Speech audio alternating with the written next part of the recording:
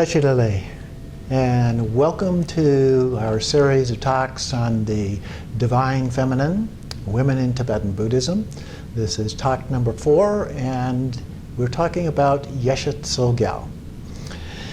My name is Khenpo Drinme Dawa, Dr. Dean Pielstuck. I'm president and one of the teachers at the Awam Tibetan Buddhist Institute.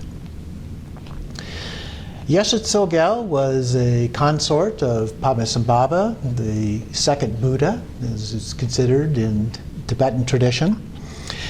And she was famous for having hidden many of his teachings as termas, hidden teachings, as well as being a teacher herself. She lived in the 8th century and early 9th century. The exact dates are difficult to tell. Different sources give slightly different ones. She had been the consort or queen of the king, Trisong Detsen, who lived from 742 to 798. Yeshe Tsogyal lived around 757 to 817, about 60 years, although some sources say she lived as long as up to age 214. Like other significant figures in the tradition, there were auspicious signs about her birth. Her mother, for example, had a dream of a golden bee that melted into the crown of her husband's head. He saw a girl age 8 who was singing the vowels and consonants, the Sanskrit vowels and consonants. She came to him and then vanished. This was followed by an earthquake and thunder and lightning and so forth. Then a small spring swelled up into a lake, and she became known as Tsogyal, the Lady of the Lake. Her father also had a dream, and in his, she was holding an 8-petaled lotus in the hand that shone out with light that filled the universe. And from the crown of his head emerged a stupa made of coral. And people came from all over distant lands to see this. And sounds of music filled the universe. So both of her parents had very significant, auspicious dreams, and there were others as well. She also is said to have had an auspicious birth. She was born painless. There were sounds of mantra that filled the air, a rain of flowers, a tent of rainbows, and music filled the sky. A nearby lake increased in size, and Yeshe recited the vowels and consonants as soon as she was born. As a youth, after only 1 month, she appeared as a beautiful 8-year-old child. Her parents tried to keep her hidden because of this particular miraculous event, yet crowds would come to try and see her. Her personality was very outspoken and not at all subordinate. She had many suitors as she grew up. A special council was even formed, and only kings were considered to be worthy. 2 princes came with treasure to try and win her. Her parents decided to leave the choice to her, but she wanted to remain free. I'll read you a short passage that addresses this situation and the conflict that she experienced as a part of this.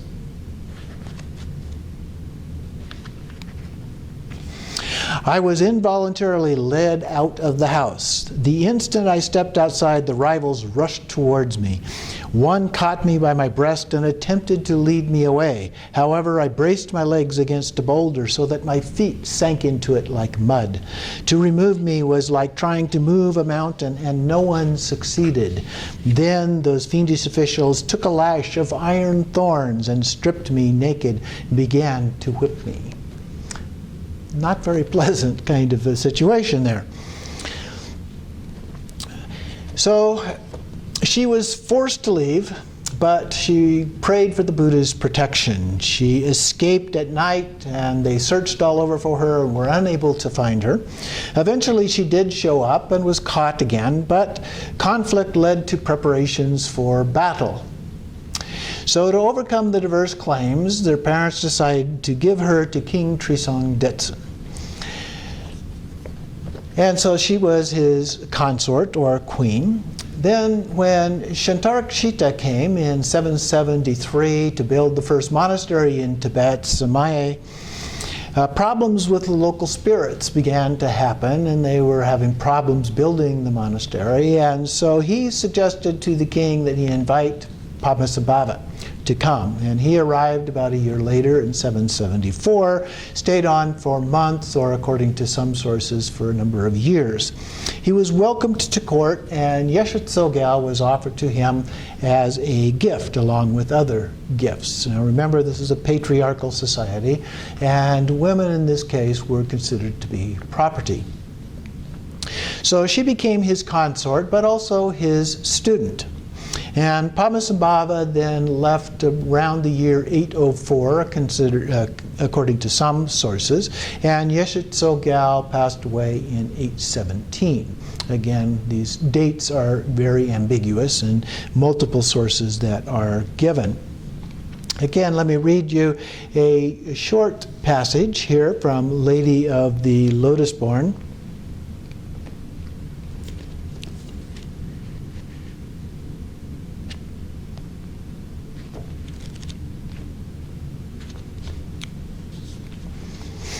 And this is a autobiographical text that she writes about her own life. From my 13th year, I was consort of the king, and in my 16th, I was taken through compassion by the Guru. At 20, on receiving all empowerments, I embraced ascetic practice, hard to do. At 30, I attained accomplishment and fostered beings good.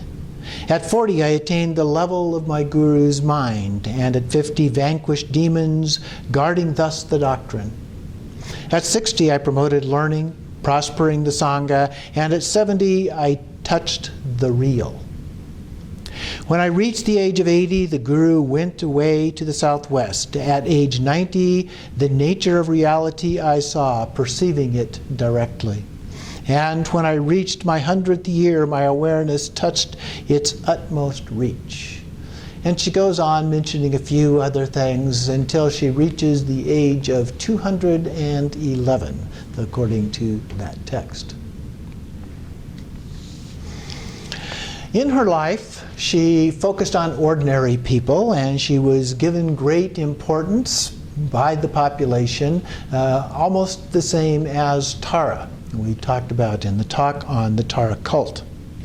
She was considered to be a manifestation of Saraswati, the goddess of sound, learning, and literature, as well as Vajravarahi, a wrathful form of Vajrayogini, and a manifestation of wisdom and compassion itself. She practiced the instructions of Guru Rinpoche, and one of the things he told her to do was to take male consorts to enhance her practice. One of those was Etsar Saleh in Nepal. She endured many hardships during her years. In one case, the story is a story of her being raped by bandits. In another, she was attacked by demons while meditating in a cave, and many other hardships. In fact, to a point that she complained to Padmasambhava about all of these hardships and protested about that. I'll read you a passage where she's complaining about this. She says to him, I am a timid woman of scant ability, of lowly condition, the butt of everyone. If I go for alms, I am set upon by dogs. If food and riches come my way, I am the prey of thieves. Since I am beautiful, I am the quarry of every lecherous knave. If I am busy with much to do, the country folk accuse me. If I don't do what they think I should, the people criticize. If I put a foot wrong, everyone detests me. I have to worry about everything I do. That is what it is like to be a woman. How can a woman possibly gain accomplishment in the Dharma? Just managing to survive is already hard enough. Well, Padmasambhava is compassionate about her situation, but he replies to these hardships and the special plight of women with this. Yogini, seasoned in the secret mantra, The ground of liberation is the human frame, this common human form. And there are distinctions, male and female. They have no consequence. And yet, if bodhicitta graces it, the woman's form indeed will be supreme. So he gave her a little bit to go on in terms of her form and the hardships that she was enduring.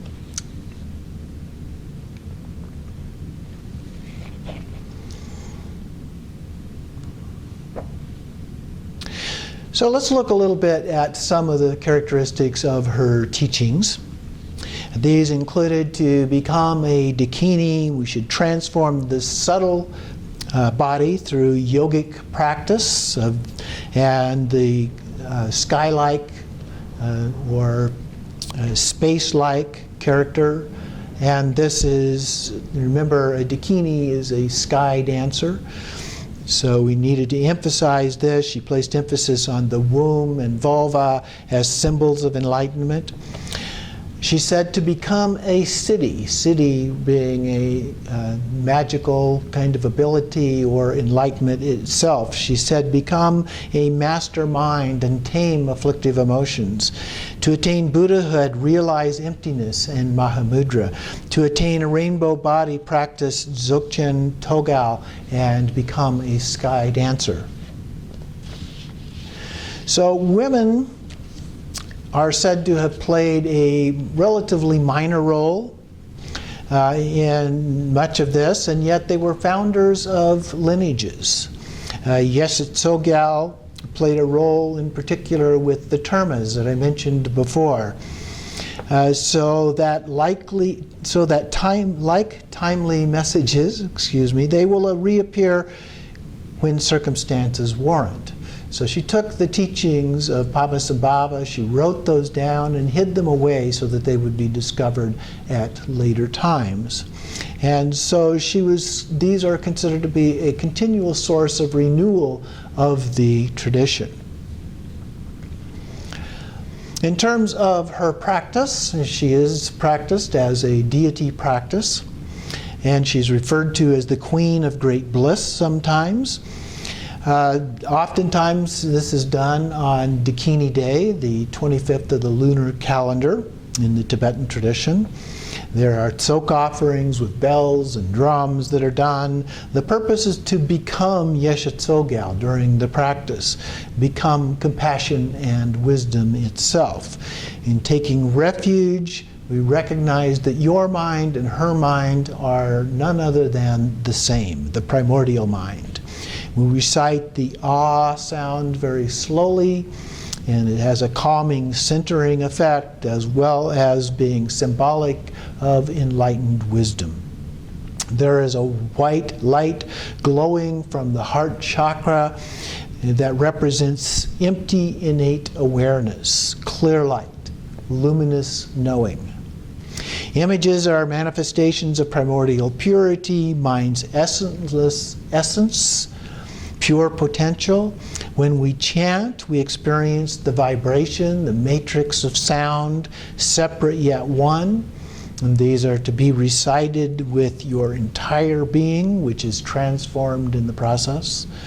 The mandala, the environment in which she resides, spontaneously emerges from the seed syllable bomb, which I don't know if you can see it at this size, but here's an example. There's a circle of flames of primordial wisdom, the protection circle. There are walls of red, green, white, blue, and yellow light. There's a single door. In the center is the mansion is the flaming bliss. Two overlapping triangles forming a six-pointed star representing the union of male and female, compassion and wisdom. The 6 points represent the 6 perfections. On a sun disk, the seed syllable appears standing upright is none other than Samattabhadri or Dharmakaya, Vajravarahi or Sambhogakaya, and Yeshe Tsogyal as Nirmanakaya, the 3 Buddha bodies. She has one head, which it represents being beginningless, spontaneous purity of one taste of the two truths. She has two hands representing method and wisdom, or compassion and wisdom. She is red in color, representing passionate dedication for the benefit of all beings. In some cases, she's depicted as being white, which represents purity of wisdom. Some cases she is represented as being naked, representing that she's overcome all obscurations. She is standing, or in some cases seated, with 2 feet on the ground, neither samsara nor nirvana. She has 1 foot forward, ready to act for the benefit of others. She is smiling at the joy of freedom from the suffering of samsara. In her right hand is a damaru, a drum. Looks like this.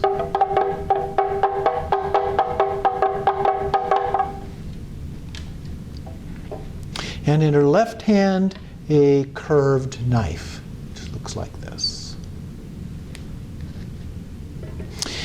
The drum represents emptiness, and the knife cuts through obscurations. We recite the mantra, receiving the empowerment, and visualization then dissolves into ourselves, which dissolves into the seed syllable, which dissolves from the bottom up into emptiness, and we meditate in that state. We directly experience compassion and wisdom, and at the end, we dedicate the merit for the benefit of all sentient beings. So that's an overview of the life and the practice of Yeshe Tsogyal. I hope that you have enjoyed watching. Our next talk will be on Tantra. Now, Tantra in the West is largely misunderstood, and it was popularized from various Hindu traditions and in the New Age as a form of sexual practice. But in this talk, we will look at the history of Tantra and how it was integrated into the monastic and lay traditions of Tibetan Buddhism, especially the role and impact of the sacred feminine and the sexual yogas in Tibetan Buddhism. So until then, I hope that you will abide softly and deeply in pure, non-conceptual awareness, without attachment or aversion, and with loving kindness and compassion for the benefit of all, always and always. Tashi Dele.